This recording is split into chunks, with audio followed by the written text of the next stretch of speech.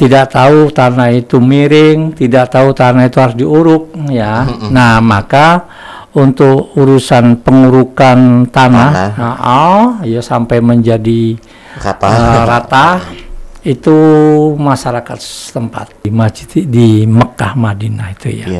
Saya coba jalan-jalan juga ke masjid, ya kan. Di Arab ya. Ya di Arab. Isinya pun itu rata-rata orang yang 40 tahun ke atas. Ya kan. 5 waktu itu saya mencoba mengamati gitu ya. Berarti memang ini krisis pemuda. Bismillahirrahmanirrahim. Assalamualaikum warahmatullahi wabarakatuh. Waalaikumsalam warahmatullahi wabarakatuh. Alhamdulillah, kembali lagi bersama kami di podcast Cermat Cerita Masjid. Tempatnya kita ngobrol santai seputar dunia kemasjidan dan bagaimana masjid agar bisa menjadi pusat peradaban umat.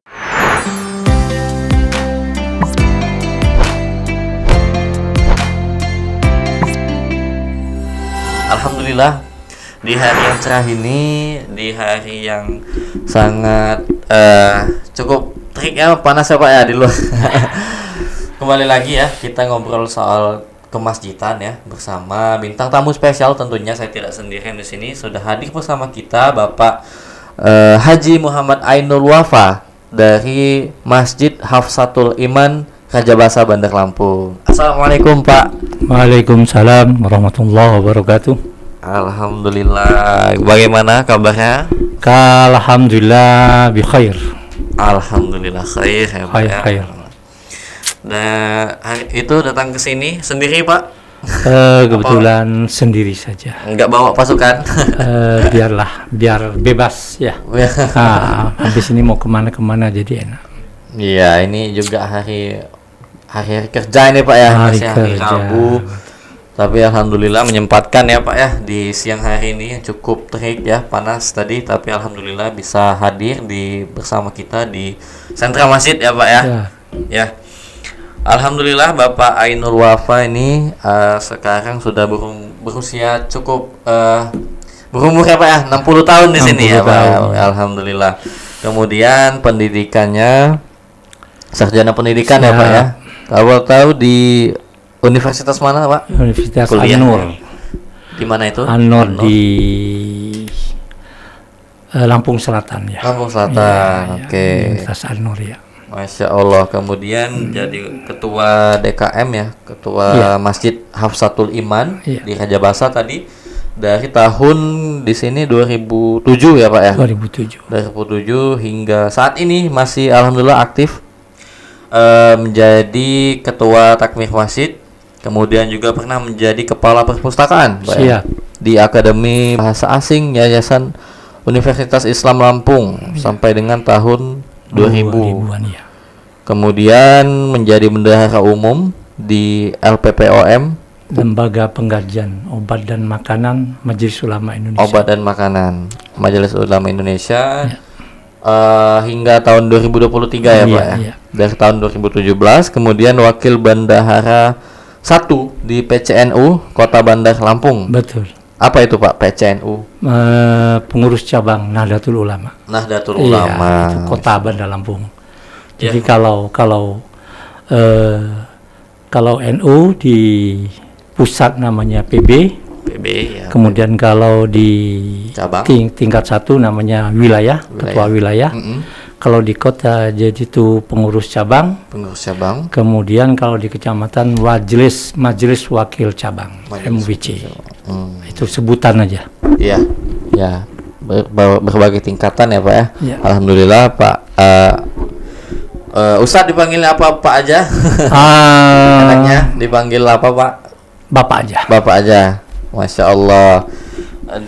Sudah banyak ya organisasi yang diikuti, kemudian juga alhamdulillah sudah cukup lama ya Pak ya menjadi ketua DKM di Masjid Hafsatul Iman. Nah, gimana nih Pak? Mungkin pertanyaan pertamanya dulu nih Pak ya untuk awalan kita.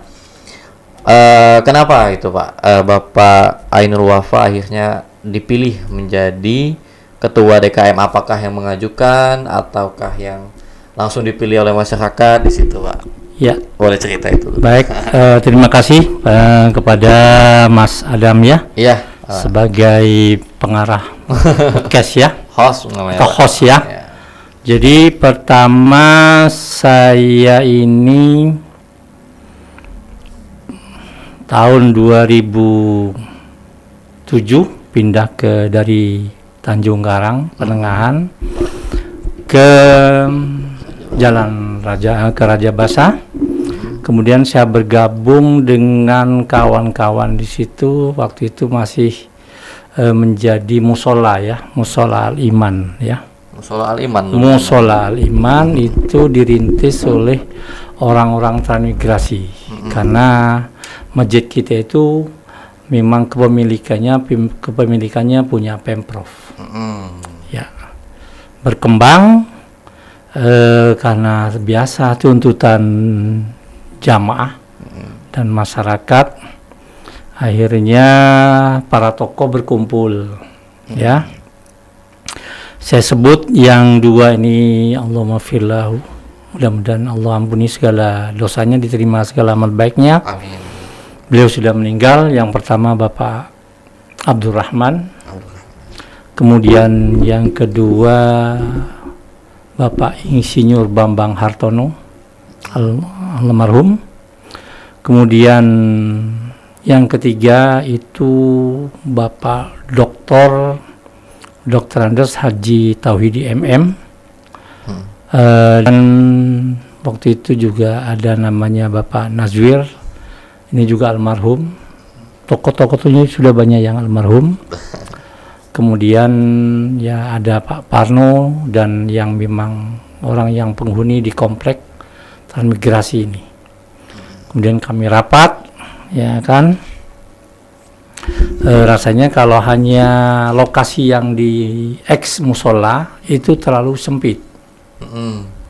Maka kami mengajukan dulu ya, karena kan nggak boleh sewelang-welang kita pindah, harus ada izin dulu dari pemerintah daerah. Dalam hal ini waktu itu gubernur masih dijabat oleh Bapak Dr. Andes Sahrudin ZP ya, purnawirawan ya. Setelah itu tentunya mau ngebangun ini kan perlu dana. Betul. Dana kita tidak siap. Belum siap. Hanya punya semangat. Jadi melalui tokoh-tokoh inilah akhirnya kami menemukan jalan, yaitu suruh datang ke tokoh PKS lah ya. Karena yang mempunyai link ke sananya Bapak Junedi Auli ya, insinyur ya. Kemudian kami ketemu di sana, kami mengajukan permohonan untuk dibangunkan masjid. Ya, saran dari sana tentunya harus semuanya istilahnya harus ada legal formal ya, diantaranya surat menyuratnya harus lengkap. Maka dari itu kami di 2005 ini akhirnya mengajukan kepada Gubernur Bapak Sahrudin ZP untuk diizinkan memakai sebidang tanah yang ada di komplek transmigrasi. Alhamdulillah tanpa ada kesulitan diberikanlah izin, namanya ya izin pemakaian ya, atau izin pemakaian atau operasional ya. Oke. Akhirnya surat izin itu ternyata cukup untuk sebagai legal formal mengajukan permohonan kepada Bulan Sabit Merah. Apa itu? Yayasan Bulan Sabit Merah yang ada di Timur Tengah ya. Jadi batas itu. Tapi Bulan Sabit Merah ini dia hanya siap ngebangun di atas tanah yang sudah siap. Artinya tidak tahu tanah itu miring, tidak tahu tanah itu harus diuruk ya. Nah, maka untuk urusan pengurukan tanah, ya sampai menjadi rata, itu masyarakat setempat saling gotong royong. Ya, oke. Itu ya Pak ya, ya. Di perjalanan awal Masjid Hafsatul Iman ya. Dulunya masih menjadi musola Al Iman ya Pak ya. Ya. Kemudian bertransformasi menjadi masjid. Kalau boleh tahu berapa luasnya Pak? Apakah cukup luas ataukah biasa-biasa aja? Pertama, nama musola ini kita abadikan, Al Iman. Masih ada di ujung ya? Ya. Kemudian bagaimana si pemberi pemberi bantuan dari Timur Tengah, Yayasan Bulan Sabit Merah ini, itu namanya Hafsoh.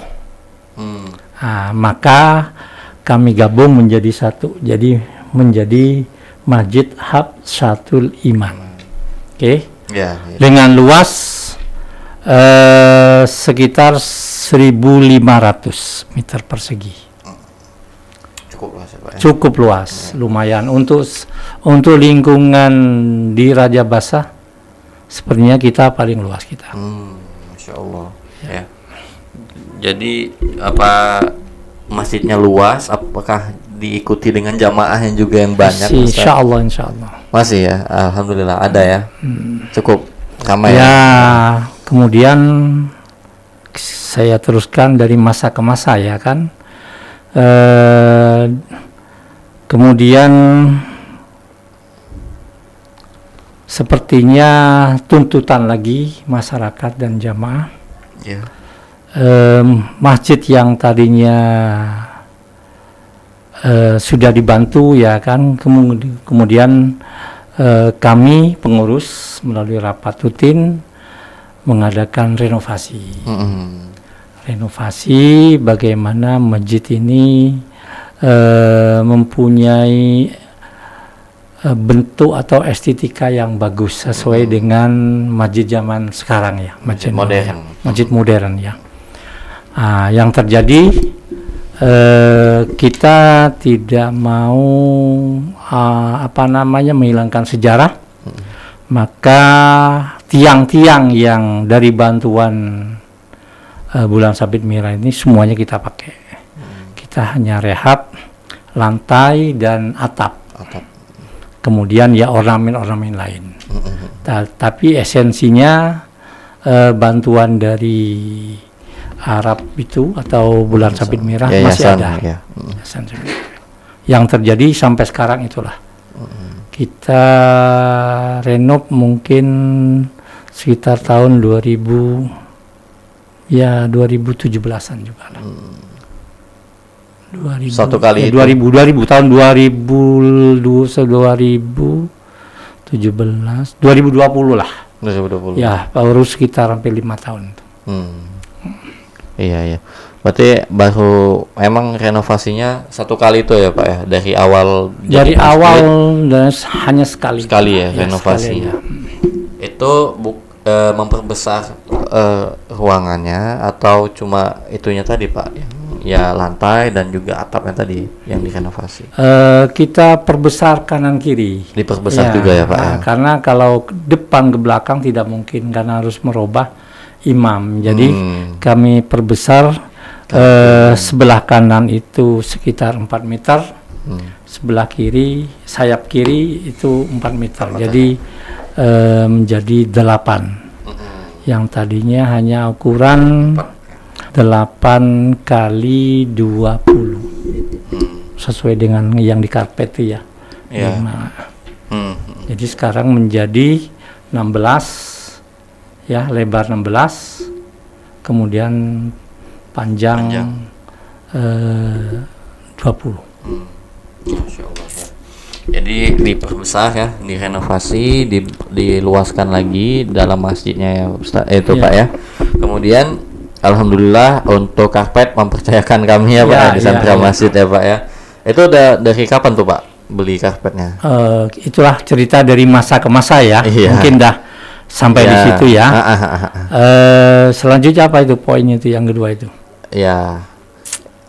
bentuk fisiknya tadi ya Pak ya. Bentuk fisik kemudian ya untuk menyamankan kan ada pakai karpet, ada pakai AC-nya. Iya. Jadi kami tetap pakai arsitek ya. Arsitek. Ya, begitu renovasi kita pakai arsitek, kemudian kita undang ahli kubah supaya punya interior dan eksterior itu sama, bagus ya. Indah. Kira-kira seperti itu. Kemudian karpet waktu itu masih belum ada program ya. Kita pakai karpet yang standar saja. Standar lokal ya Pak ya. Lokal ya, yang penting karena habis renovasi ya saya kasihan ya dengan jamaah mungkin terlalu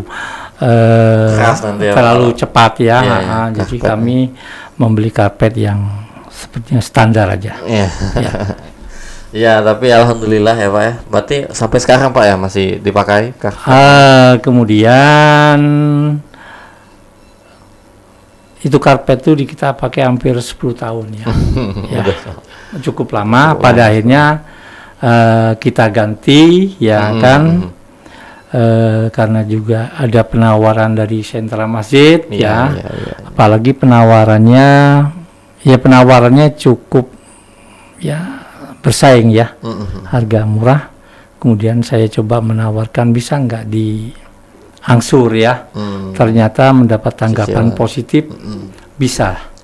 Makanya tadinya kami hanya ingin ganti karpet setengah dari masjid karena ada bahasa gelas sekarang bayar nanti. Kira-kira gitu ya. Dari sentra masjid. Jadi saya ucapkan terima kasih juga kepada sentra masjid sudah memberikan kepercayaan untuk memberi kami pinjaman karpet ya. Lebih dahulu ya. Digelas dulu aja nanti bayarnya. Jadi seperti itu. Jadi full ya Pak ya udah. Sekarang full. Alhamdulillah. Itu mesannya tuh tahun berapa Pak di sentra masjid karpetnya? Pesan karpet hampir kurang lebih 1 bulan ya. 1 bulan yang lalu ya? Sebelum bulan puasa. Sebelum bulan puasa ini. Jadi sekitar bulan Februari. Dan Februari saya karena mau menyambut bulan puasa, saya mohon kepada kru sentra masjid untuk kalau bisa pasang penuh dulu deh karena menyambut bulan suci Ramadan supaya lebih indah masjidnya dan lebih nyaman untuk jamaah. Gitu. Ya.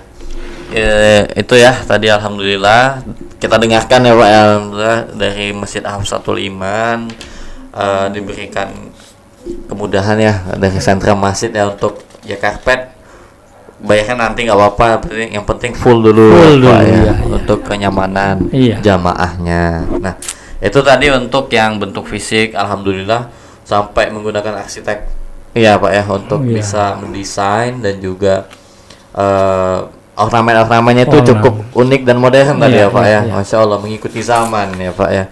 Jadi alhamdulillah kemudian tadi sudah dijawab untuk desain dan renovasi besarnya itu di tahun kurang lebih tahun 2020 kemarin ya Pak ya, 5 tahun yang lalu ya Pak ya, renovasi tadi ya.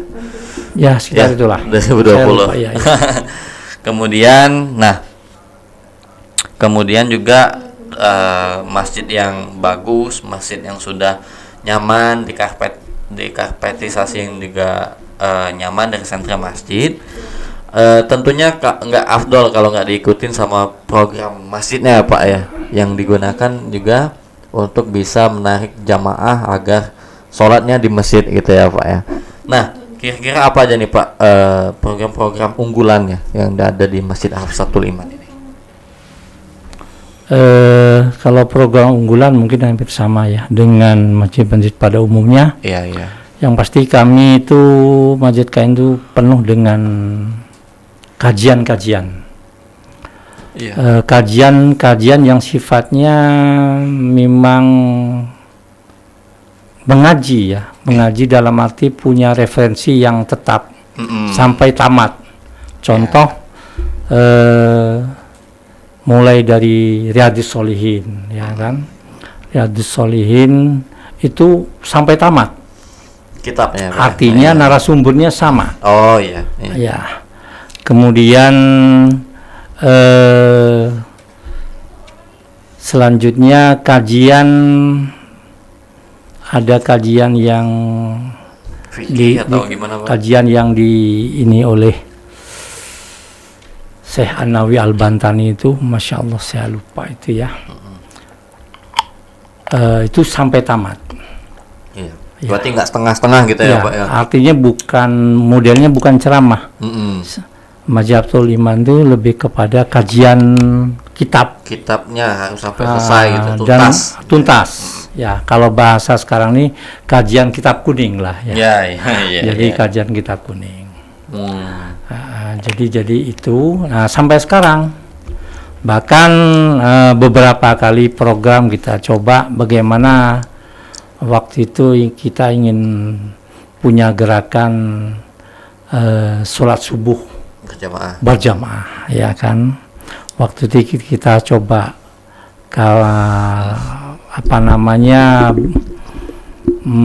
menyediakan bubur ya, sarapan ya, habis sholat sarapan. Nah, itu ya sukses. Dan beberapa metode coba kami menggugah masyarakat sekitar supaya bisa sholat berjamaah, terutama sholat subuh. Karena sholat subuh ini kan sulit, berat. Bahkan ada hadis mengatakan bahwa orang luar Islam akan akan melihat kejayaan Islam apabila sholat subuhnya sama dengan sholat Jumat. Ya kan. Nah, seperti itu. Tapi memang ya kita harus mencoba dan mencoba lagi. Berarti mungkin belum konsisten mungkin ya Pak ya.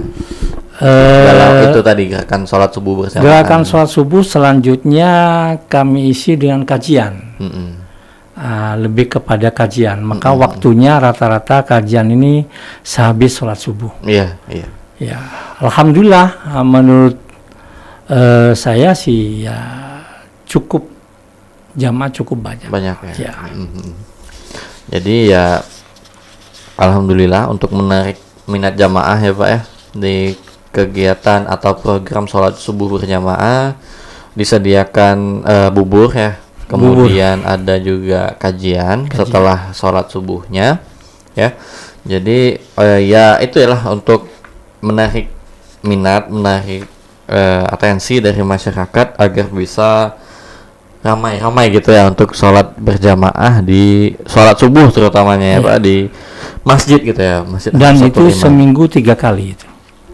Dan setiap kajian kita tetap selalu istiqomah menyediakan kopi, teh, minuman juga. Bahkan ada donatur yang setiap hari Selasa pagi khusus itu belikan susu, ya telur, pokoknya, dan insya Allah sehat-sehat ya Pak. Sehat rohani dan jasmani lah. Iya. Setiap kajian pasti kami adakan snack kecil, snack ya. Cemilan. Ya, kira-kira seperti itu. Ya, Masya Allah, untuk menemani belajar juga diiringi dengan ya dikasih konsumsi gitu. Konsumsi ya, itu juga ya menjadi salah satu memang daya tarik yang paling efektif ya menurut banyak masjid ya, soalnya yang udah cerita di sini juga Pak ya, yang banyak gitu ya, untuk yang paling jurus yang paling jitu atau efektif untuk menarik perhatian masyarakat untuk bisa datang ke masjid ya dengan menyediakan konsumsi tadi ya Pak ya. Masya Allah. Alhamdulillah Masjid Hafsatul Iman juga ada program seperti itu ya Pak ya. Nah untuk kajiannya itu tadi ada 3 kali ya Pak ya. Apakah itu khusus untuk bapak-bapak atau ibu-ibu atau umum, ataukah ada jadwal masing-masing untuk kajian-kajian bapak-bapak, ibu-ibu? Ya, sebenarnya kalau kajian itu pada dasarnya itu umum. Siapapun boleh hadir ya. Iya. Ya. Maka kami selalu memberikan katakan ilmu pendidikan supaya target jamaah Hafsatul Iman itu jamaah yang tidak hanya giat secara ibadah, tapi juga dia punya ilmu dalam melaksanakan amalan-amalan berdasarkan ilmu. Ya, makanya siapa orang yang melakukan amalan tanpa ilmu, fahuwa raddun, maka amalan itu ditolak. Nah, itu ya, kita hati-hati itu ya. Karena nggak ada ilmunya. Nah, harus makanya saya rutin memberikan kajian kepada jamaah supaya jamaah itu ada jamaah jamaah yang memang jamaah yang berilmu. Masya. Gitu. Iya, itu 3 kali ya Pak ya. Apa aja tuh Pak? Ya, pertama kita mulai dari hari Sabtu ya. Sabtu pagi itu tadinya itu tadi Riyadhus Shalihin, kemudian Riyadhus Shalihin tamat, lanjut kepada kitab Tanbihul Ghafilin, ya kan. Kemudian tamat karena kebutuhan jamaah, kata jamaah coba kita kembali ke dasar. Jadi akhirnya kita kajian fikih, mulai dari dasar nih, mulai dari toharoh ini. Ya. Fikih yang kita pakai adalah fikih Bejuri. Oh, itu fikih kan banyak itu.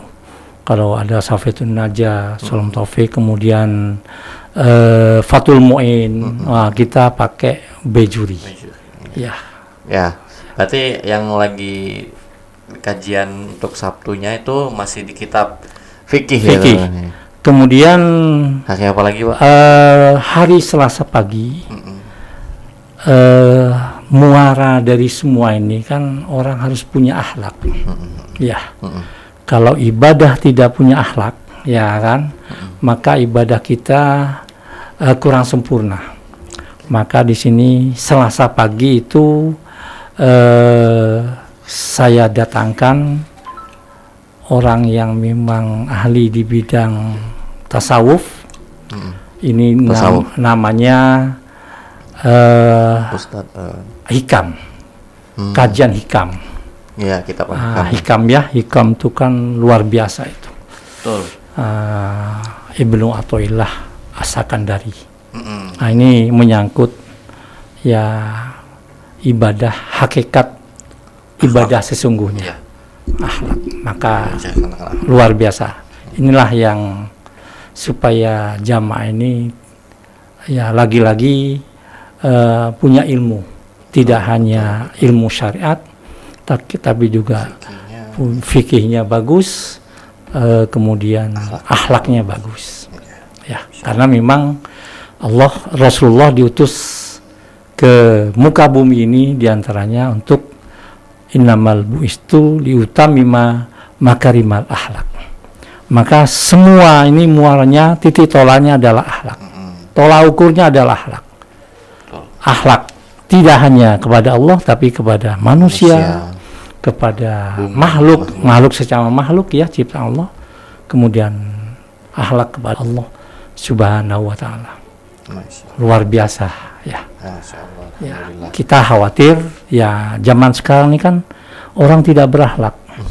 Ya, kadang-kadang akhirnya yang terjadi ya faham-faham yang sesat. Faham-faham kalau bahasa ininya berfahamkan keras ya. Ya kira-kira itu. Jadi kami memasukkan kajian, yaitu kajian Hikam, supaya bisa punya akhlak kepada Allah, melembutkan hati. Ya, melembutkan hati. Insyaallah. Satu lagi hari apa Pak? Satu lagi ini ada program terjemahan Al-Quran. Membahas ya. Jadi mulai dari, karena apa? Ternyata kita harus salah satu untuk supaya sholat kita ini khusyuk apabila kita paham artinya. Apa yang kita baca kita tahu. Maka di Masjid Hafsatul Iman dibuka untuk umum. Silakan siapa saja boleh datang. Kita belajar terjemahan Al-Quran. Berikut barangkali ilmu nahwunya, asal usul kata, luar biasa. Dan juga apakah ada tadaburnya gitu ya? Tadabur ada. Tadabur ada. Kita jadi memahami maknanya ya Pak, jangan hanya arti tapi makna dari Al-Quran itu sendiri. Itu hari apa Pak? Hari Rabu. Rabu pagi. Jadi Sabtu pagi, kemudian Selasa pagi, Rabu pagi. Itu habis setelah sholat subuh. Semuanya setelah sholat subuh. Ya. Jadi ya masih ada waktu sekitar 1 jam mungkin ya Pak ya, sebelum mungkin pada sibuk mau berangkat kerja dan lain sebagainya. Aktivitas gitu ya Pak ya. Yang kita akhiri di setelah suruk. Ya, suruk pas ya. Suruk kan artinya tidak mengganggu jam kerja ya. Betul. Masih ada waktu gitu untuk sambil menunggu waktu suruk, kita isi dengan kajian. Masya Allah, itu cukup banyak ya gitu ya, ada 3 kali dalam 1 minggu. Kalau ada pengajian ibu-ibunya Pak, apa ngaji ibu-ibu ini itu sebulan sekali. Memang kita kasih waktu, kita support dengan dana. Ibu-ibu tuh biarlah ini sendirilah ya. Ada namanya Majelis Taklim Ibu-ibu. Taklim khusus. Taklim khusus. Ternyata ibu-ibu nggak bisa bergabung di pagi karena mungkin sibuk. Ya, jadi akhirnya ibu-ibu buat majelis taklim sendiri. Majelis Taklim Ibu-ibu. Nah, Hafsatul Iman 1 bulan sekali. 1 bulan sekali. Waktunya ditentukan ibu-ibunya Waktunya sendiri. Terserah ibu-ibu. Biasanya hari-hari Minggu lah. Hari Minggu ba'da dohor. Iya, waktu-waktu hari Ahad yang nggak mengganggu aktivitas iya. Lagi nyantai gitu ya Pak ya, Minggu. Betul. Minggu kalau siang tuh kayaknya udah nyuci, udah setrika ya Pak ya. Jadi masih ada waktu untuk belajar Al-Quran ya Pak ya. Insyaallah. Kalau untuk anak-anak apakah ada TPQ-nya atau TPA? Alhamdulillah kita memang itu gandeng ya. Artinya karena kebutuhan anak-anak dan memang jadi program ketua takmir. Dan kita sudah punya gedung permanen lantai 2 di masjidnya. Iya, di samping. Kemudian kami siapkan imam tetap, kami siapkan marbot tetap, ya kan. Akhirnya semuanya berjalan. Alhamdulillah. Bahkan kita punya program tahfidz. Ya. Itu berarti untuk anak-anak apakah setiap hari, Pak? Setiap hari, bahkan mulai dari pagi ada sesinya. Yang bisa pagi, yang sekolahnya siang boleh datang pagi. Ya biasanya jam 7:30 sampai jam 9 ya. Kita 1 jam setengah. Itu dohor, sore biasanya ba'da sholat asar, kemudian malam itu ba'da sholat maghrib. Ada 3 sesi. Ya, kecuali hari Ahad kita liburkan ya. Jadi Senin sampai Sabtu. Ya. Berarti ada 3 sesi tiap harinya ya. Kalau ada yang masuk siang dia bisa masuk TPQ Pak. Ya, kita namanya Rumah Quran ya. Rumah Quran. Ada 3 sesi ya, ada Senin, ada pagi, ada sore, ada malam. Masya Allah, itu ke apa? Yang ngajarnya itu sama dengan imam yang tetap tadi? Apakah ada orang lain gitu, Pak? Mengajar? Saya bekerja sama dengan Pondok Pesantren As-Sa'adah. Dekat masjid ya? Agak jauh. Saya sengaja minta bantuan pesantren untuk mengirim ustadz-ustadznya. Jadi standar rumah Quran kita itu standar pesantren. Masya Allah. Iya. Jadi memang orang-orang profesional ya. Ya. Guru pesantren. Saya kerjasama dengan Pak Kiainya dan Pak Kiainya merestui, alhamdulillah. berhubungan baik ya, Pak, berhubungan sama baik, ya. pengurus pondoknya, Pak ya. Asadah ya, Pak ya, namanya tadi. Darus Saadah. Darus Saadah. Masih di daerah Kanjabasa? Ya, Jalan Nunya, tapi lumayan. Ujung ya. Ujung ya. Nah, tapi masih ya kejangkau lah. Kejangkau ya. Untuk pulang perginya. Pulang pergi kejangkau ya. Nah, itu tadi untuk program kajian ya, ada bapak-bapak itu 3 kali. Kalau khusus ibu-ibu ngaji 1 bulan sekali. Betul. Ya. Maksudnya kalau untuk anak-anak ada rumah Quran. Sehari ada 3 sesi, Senin sampai Sabtu. Betul. Masya Allah. Nah, untuk anak muda, Pak, apakah aktif di masjid atau gimana nih, Pak? Ya, remaja. Jadi ini hampir katakan semua masjid saat ini lagi ya krisis anak muda. Betul. Tapi saya beberapa kali mencoba membentuk remaja Islam masjid, ya kan, Rismawati, ya kan. Ke periode pertama saya, ya kan, 2007 itu berjalan. Karena ada banyak. Karena memang pemudanya belum keluar, ya kan. Ya, seiring waktu ya beranjak dewasa, ada yang kuliah di luar, ya kan. Kemudian ada yang kerja. Akhirnya sedikit demi sedikit habis. Tapi kami tidak putus asa, lagi-lagi kami mencoba mengumpulkan pemuda. Tapi memang semakin kesini itu semakin sulit. Bahkan gini, ya, mungkin masalah ini sedunia ini.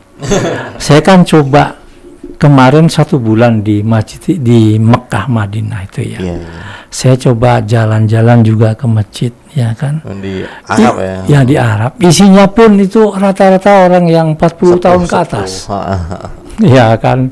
5 waktu itu saya mencoba mengamati gitu ya. Berarti memang ini krisis pemuda ini untuk ke masjid ya. Tapi begitu saya main ke pesantren, ternyata memang komunitas anak muda itu ada di pesantren. Sebenarnya kita nggak usah khawatir, bukan hanya masjid yang kita lihat, masjid lingkungan, tapi begitu kita main di memang komunitas mereka di pesantren-pesantren, Masya Allah, saya sama sekali tidak khawatir akan generasi muda Islam yang berilmu. Ya, itu rupanya mereka kumpul di pesantren. Kalau di lingkungan itu tadi, lingkungan dia tidak puas, maka orang tuanya sendiri, termasuk anak saya itu tamat SD semuanya saya kirim ke pesantren. Sehingga memang di lingkungan saya tidak nggak bisa anak-anak saya bergabung ke masjid. Memang sudah dikumpulkan di pesantren gitu, sambil sekolah ya. Sambil membuat komunitas sendiri. Untuk anak-anak muda pecinta Al-Quran ya. Oh ya, rupanya dia punya ini sendiri. Komunitasnya komunitas sendiri. Iya. Ya, alhamdulillah ya, itu mungkin informasinya, Pak ya, mungkin nggak di masjid-masjid lingkungan, tapi insya Allah ada di pondok-pondok pesantren. Betul. Artinya kita nggak usah hanya melihat, oh kok berarti anak muda ini kalau indikasinya masjid, kita prihatin. Tapi ternyata mereka tidak. Mereka sama orang tuanya diarahkan ke memang ke pesantren ternyata ya, atau di tempat-tempat khusus ya. Iya, tapi itu untuk yang khusus kan, Pak ya. Tapi itu kan untuk yang memang orang tuanya yang sudah pengen gitu untuk anaknya tuh bisa ngumpulnya sama orang-orang yang di komunitas yang belajar tentang Islam, Al-Quran dan lain sebagainya. Tapi ya yang umum juga yang banyak ya, malah yang mayoritas kan yang umum gitu ya, Pak, yang nggak sekolah di pesantren, yang nggak ngaji di pesantren dan lain sebagainya ya. Anak-anak muda sekarang memang ngumpulnya di kafe-kafe gitu ya, Pak ya. Ngumpulnya di ya tempat-tempat yang yang malah banyak mungkin maksiatnya dalam tanda kutipnya di situ ya Pak ya. Tapi ya kita hanya bisa mendoakan ya Pak ya. Semoga anak-anak muda kita di Indonesia terkhusus atau terutama saya sendiri ya Pak ya. Saya alhamdulillah masih 20-an ya Pak ya umurnya. Insya Allah juga tetap untuk istiqomah juga bisa memakmurkan masjid. Iya. Atas saya tambahkan, tapi ada memang saya kan juga sering ngisi khutbah di masjid lingkungan pendidikan, seperti di Unila. Nah ini kebaliknya, ini semua pengurusnya anak-anak muda. Nah di situ kita bangga ya.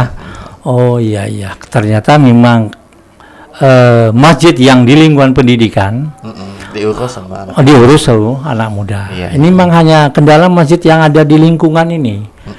Itu memang rata-rata orang sudah sepuh ya itu. Tapi jadi ya pekerjaan bersama. PR kita bersama. Ya, tadi salah satu ikhtiar ya dengan memberikan banyak fasilitas ya Pak ya untuk anak-anak muda ya, seperti ya minimal ada konsumsi ketika ada kajian dan lain sebagainya tadi ya Ustaz saya. Nah itu saya tentang anak muda ya, tentang anak muda juga saling berhubungan dengan kemajuan teknologi ya pada zaman sekarang ya Pak ya Pak. Ketika teknologi ini maju, nah itu yang mengoperasikan atau operatornya itu adalah anak-anak muda ya Pak ya. Nah kalau di Masjid Hafsatul Iman ini Pak, apakah sudah sedikit demi sedikit menggunakan teknologi? Apakah untuk kajiannya udah ada yang kamera untuk memvideo, live streaming atau gimana Pak? Ya. Kalau teknologi di Masjid Hafsatul Iman. Alhamdulillah kita sudah memulai seperti sekarang kan jam masjid kan semuanya digital. Ya, digital. Disitulah muat informasi-informasi. Ya. Saya ada kebetulan IT khusus. Ya, orang yang memang saya perintah untuk mendesain jam-jam digital sebagai media informasi. Tuh. Nah, disitulah alhamdulillah anak-anak muda itu. Hafsatul Iman sudah ada. Alhamdulillah. Hanya untuk kajian memang itu belum masif. Kita akan coba nanti seperti kajian-kajian ini akan kita kembangkan menjadi kanal YouTube nanti ya. Mungkin itu. Nanti ini masih dalam YouTube, pemikiran. Ya? Sekarang tapi sudah ada tim IT yang selalu memberikan informasi lewat jam digital ini. Ya sudah ada itunya ya Pak ya apa? IT sudah ada. IT-nya sudah ada. Itu bapak atau anak muda gitu Pak? Anak muda. Anak muda. Ya? Anak muda ya, dalam artian masih baru punya anak satu ya, baru ya masih umur itulah. Saya tapi termasuk kategori anak muda lah ya. Ya. Itu tadi ya tentang teknologi anak muda ya. Pak ya. Alhamdulillah. Kemudian mungkin yang tadi ya sosmed ya, YouTube tadi sudah ada rencana ke depan untuk membuat kanal YouTube, kemudian semua informasi atau kajian-kajian nanti bisa di-share di situ ya Pak ya. Sosmed Pak, mungkin Instagram, Facebook. Selama ini kita pakai grup aja. WhatsApp aja. Nah, kalaupun Facebook itu bentuknya kepada personal ya. Nah, seperti saya juga sharing ya, saya rajin ngirim lah ya. Ya mungkin sudah ada niatan ya Pak ya ke depan untuk bisa kita akan mengikuti perkembangan teknologi zaman menggunakan sosmed sebagai media dakwah untuk syiah gitu ya Pak, agar yang melihat atau yang menyaksikan kajian-kajian ilmu di masjid-masjid kita ini bisa keluar jangkauan kita ya, bisa dilihat oleh orang-orang lain yang mungkin tidak punya akses atau waktu untuk datang ke kajian secara langsung gitu ya Pak ya. Mungkin itu ya Pak ya soal kemasjidan ya, mungkin kita cukupkan ya. Sudah banyak cerita yang kita dapatkan dari Masjid Hafsatul Iman ini ya Pak ya. Bapak dari ketua masjidnya Bapak Haji Ainul Wafa ya. Kemudian mungkin terakhir Pak, apakah ada semangat mungkin ya kata-kata untuk para takmir masjid lainnya yang sedang berjuang memakmurkan rumah Allah di seluruh penjuru dunia? Ya, baik kawan-kawan atau para ikhwan yang saat ini menjadi bagian dari masjid atau dalam arti pengurus. Pertama, kita jangan bosan-bosan selalu menyampaikan dakwah keislaman ini, terutama lewat kajian-kajian. Kemudian kepada pengurus yang lain, kita harapkan ini sebenarnya sudah ada wadah, namanya Dewan Kemakmuran Masjid tingkat kelurahan. Harapan sampai kelurahan ya Pak? Ya, sebenarnya ada sampai ke kecamatan, dari pusat itu sebenarnya DKM ya. Iya, berarti sudah menjurus ke mudah-mudahan mengecil gitu ya Pak? Ini bisa menjadi, nanti bisa diaktifkan kembali. Setelah kita saling berkoordinasi, saling bertukar program. Ya, termasuk saya masih banyak kelemahan-kelemahan. Kita harus belajar dari masjid-masjid yang sudah barangkali lebih baik. Masjid yang memang sudah ada tadi YouTube ya, YouTube teknologi ya kan, IT-nya bagus. Nah, itu saya harus belajar. Terutama di urusan IT ini masih lemah sekali, orang tua ini gaptek ya. Jadi harapan saya ada namanya DKM nanti bisa menjadi ajang silaturahmi antar pengurus masjid, nggak hanya di kota dan nggak hanya di kelurahan, bahkan kalau bisa sampai di kota Bandar Lampung. Ini sudah ada. Kalau di kecamatan ini koordinatornya adalah KUA, ya kan. Kemudian kalau di tingkat ini mungkin ya seterusnya sesuai dengan kanwil wilayah Kementerian Agama sampai kepada Kementerian kantor Agama Bandar Lampung, kota ya. Ya, mungkin itu ya Pak ya. Alhamdulillah. Jadi Bapak Ainul Wafa juga sangat terbuka ya untuk bisa saling berdiskusi antar para takmir masjid ya, yang mana mungkin program-program masjidnya ada yang sukses diterapkan di masjidnya, mungkin bisa saling bertukar ya untuk bisa menjadi insight baru, menjadi ide-ide baru untuk ide-ide yang segar ya untuk bisa memakmurkan masjid di masing-masing tempat ya.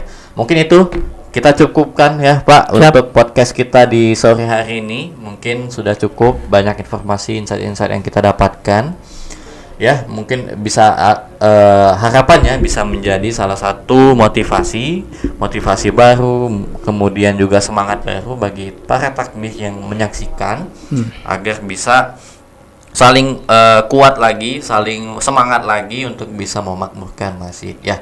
Mungkin itu yang terakhir ya. Boleh Pak. Pesan kepada seluruh DKM bahwa kita punya semangat menjadi mutu bahwa kita harus siap melayani umat. Ya. Betul. Kita sebagai pelayan umat. Jadi seluruh DKM bagaimana ke depan umat ini bisa terlayani dengan baik, khususnya para jamaah. Karena pada akhirnya makmur itu apabila jamaahnya banyak. Ya, itu aja. Jadi kita harus ke depan punya mutu melayani umat ya atau melayani jamaah dengan sebaik-baiknya. Ya, mungkin itu ya penutup yang juga DKM ini salah satu pekerjaan yang insya Allah sangat-sangat dimuliakan oleh Allah. Bahkan ada surat yang khusus ya untuk mention tentang memakmurkan masjid ya di surat At-Taubah ayat 18 ya itu juga bisa menjadi salah satu semangat lagi untuk kita bisa bersama-sama memakmurkan masjid. Mungkin cukup gitu ya Pak ya pertemuan atau podcast kita pada sore hari ini. Apabila kami ada salah-salah kata kami mohon maaf ya Pak ya. Kepada Allah kami mohon ampun. Wabillahi taufiq wal hidayah. Wassalamualaikum warahmatullahi wabarakatuh. Waalaikumsalam warahmatullahi. Terima kasih. Terima kasih ya Pak Ainul. Ya, sama-sama.